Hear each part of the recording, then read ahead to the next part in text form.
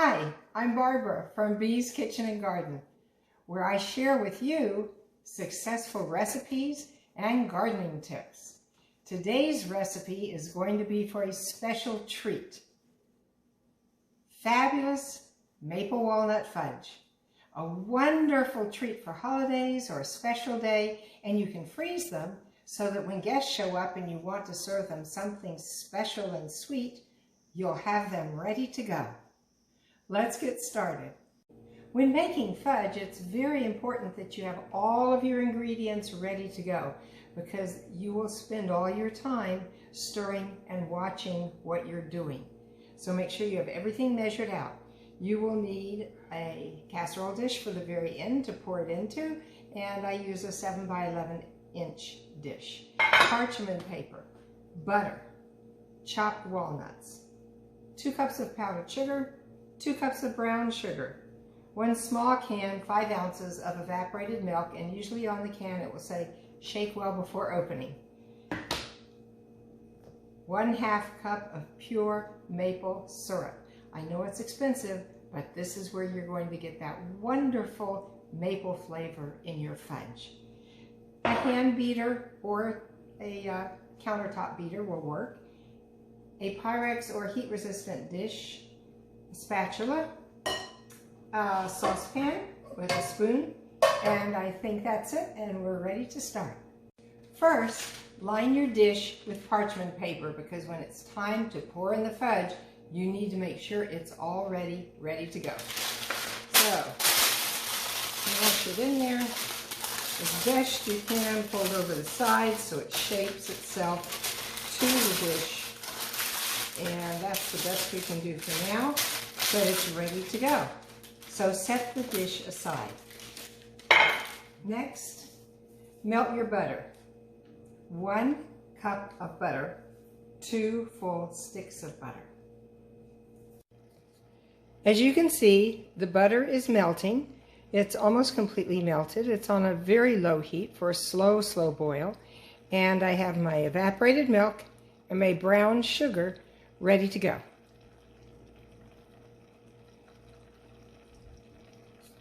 It looks like it's about ready. Let's stir the butter and add the evaporated milk.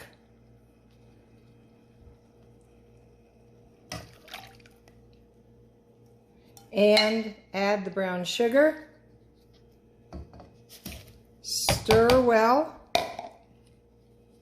And keeping on a medium to low heat, so I'll bump the heat up a little bit, bring it to a boil. Make sure it's all mixed in before you do that. Right now it's still on a very low heat. Okay, now I'm going to bump up the heat and bring it to a boil, stirring constantly. Lots of stirring in this recipe. Continue stirring until it's definitely boiling. On the sides it looks good. It looks like it's getting hot, but I still don't have boiling in the middle, so I want to make sure it's bubbling. So continue stirring and continue with the higher heat. Once it does boil, we'll put it down to a medium boil and then stir forever and forever, it seems like, but it will be 10 to 12 minutes. Now it's boiling vigorously on the sides and into the middle. So we'll turn the heat down to a moderate boil and stir for a good 10 minutes. You need a large enough saucepan because this is going to rise and get more volume as it boils. So you need to make sure you have a large enough saucepan that this will contain everything. It's been about 12 minutes. The mixture has really thickened and been boiling and being stirred that entire time. Now I'm going to take it off of the heat, turn the heat off, and as you can see, I have the powdered sugar and the pure maple syrup waiting to be added. First, I'll add the pure maple syrup.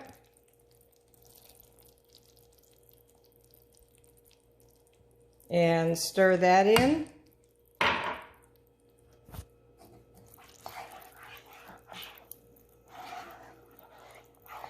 And now I will add the powdered sugar and stir that in.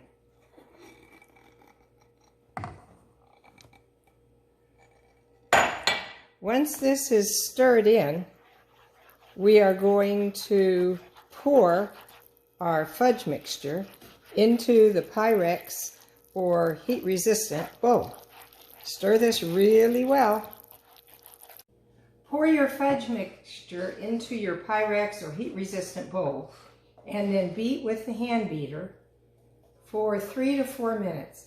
There will be some lumps at this point, but what you want to do is beat it until it is silky smooth. As I say, about 3 to 4 minutes.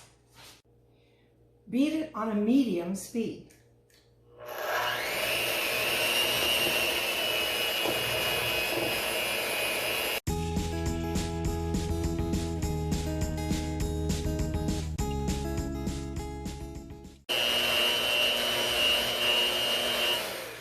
Remember, while you're beating, this used to be boiling.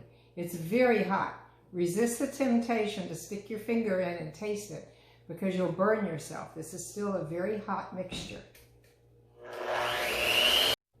Now that our fudge is well mixed and silky smooth, there may be some teeny tiny lumps in there. That's fine. We're going to fold in the chopped walnuts.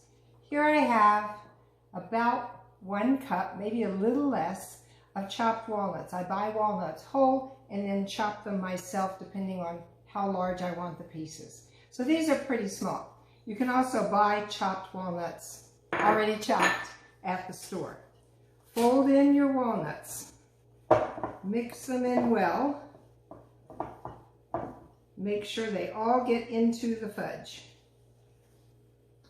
And stir it well. This is your last chance to stir, so you want it well mixed.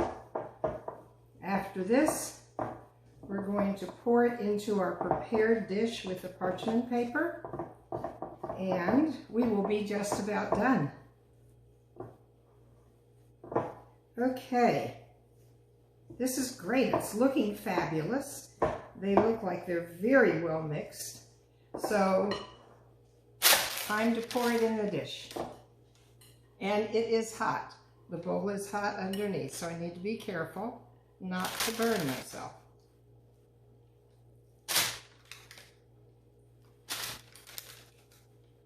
I'm going to check my paper.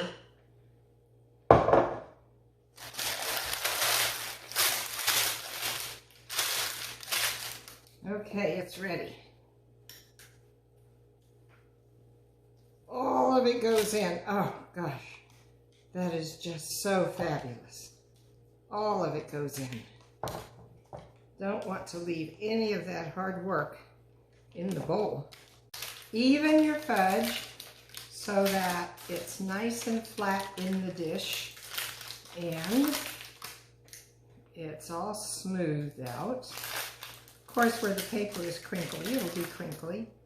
Okay. Nice smooth top of the fudge. And now I'm going to add about 1/4 of a cup or less of walnuts. I've chopped these to be a little bit larger than the ones that I put inside the fudge so that they can see these are real nice walnuts on the outside. That's how many I'm going to use. Then I'll take my spatula and gently tap them in so that they become embedded in the fudge. Now the fudge has a nice flat top and extra walnuts on top that are embedded in it. Push them in slightly. Now let the fudge sit until it cools to room temperature. Then put it in the refrigerator for 6 hours or overnight. If you want to freeze some pieces, put them in an airtight container in the freezer. Enjoy your fabulous maple walnut fudge.